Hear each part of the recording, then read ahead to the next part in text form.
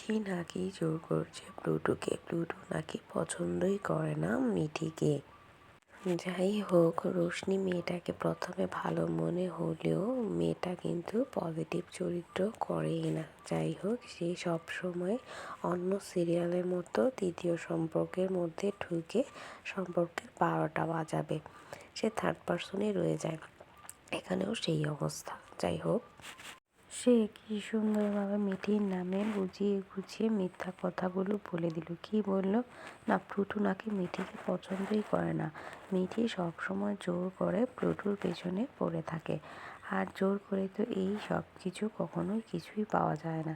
তো জাস্ট ভাবো, ডেঞ্জারাস বোন মৌটাকেই ফাঁসিয়ে দিল। এবার এইসব শোনার পর মিঠির জন্য বাড়িতে কি অপেক্ষা করছে কে জানে। বাকি তোমাদের। আমিও ভেবেছিলাম যে এবার অন্তত রোশনির এই মৌ চরিত্রটা পজিটিভ হবে।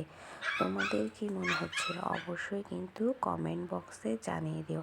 আর এইরকম সমস্ত আপডেট সবার আগে পেতে